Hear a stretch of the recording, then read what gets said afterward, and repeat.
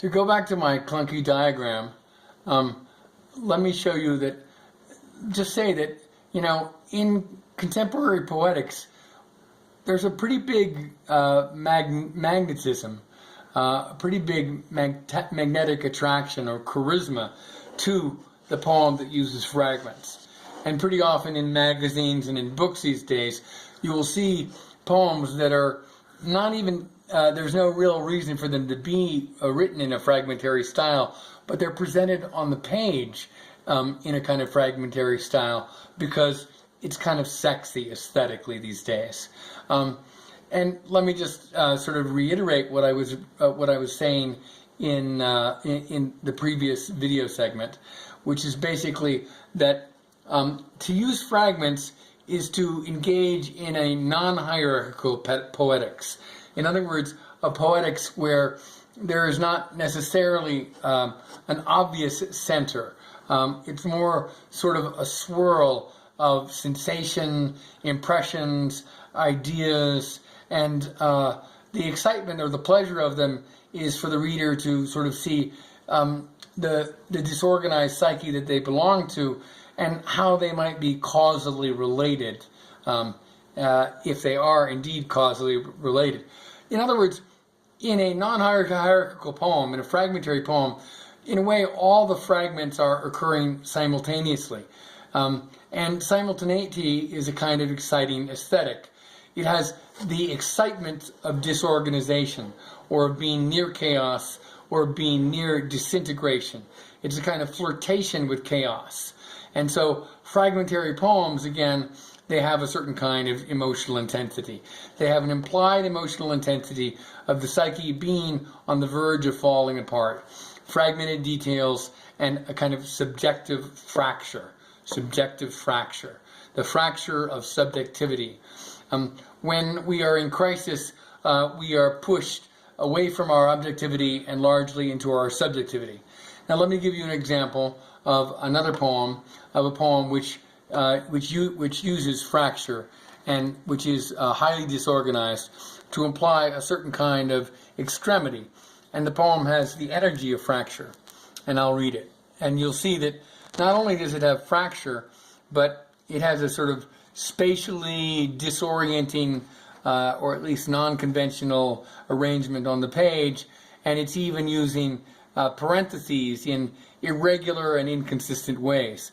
These are all different kinds of modes of inconsistency which sort of tilt and fracture the presentation of the poem to imply, once again, a world that is out of control and perhaps a speaker that is out of control or a subjectivity out of control. In that sense, it appeals, it's both a primitive form that has a kind of postmodern credential. Okay? So now I'm going to read it. The work, simple. The work, simple. The bullshit, simple.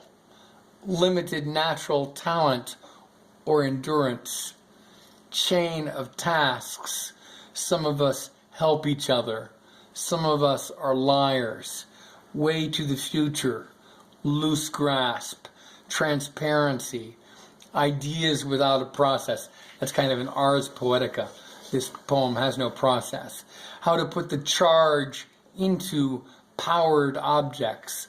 Let the thing see you foam. Know what else maybe anciently prefigured this pool? A pebble in the gullet, a sour cancer, the American imaginary. Are you sure? No, never. But I know you're the same guy. White gangsters wear ties in the white imagination. Compulsory, otherwise lacking insurance, over 50, body wrecked, service, then reporting for duty, unsatisfied. You still have not heard me.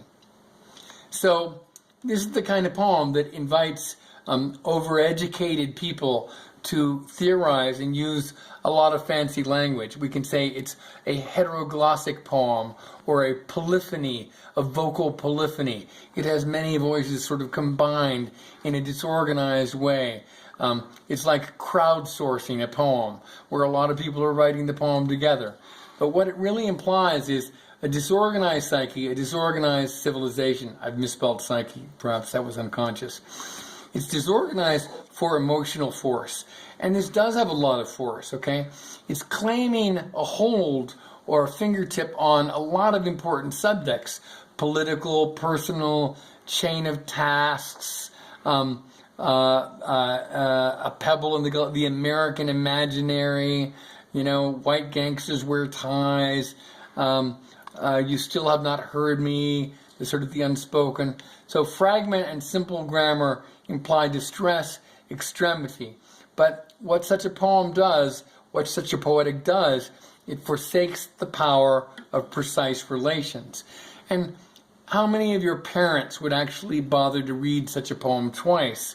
I mean, think about the accessibility of this poem to an ordinary reader. And who do we want to read our poems? Perhaps people who are outside of graduate program workshops. So here's an example of a non-hierarchical poem which does not use hyposyntax, but uses fragment for a certain kind of forceful presentation.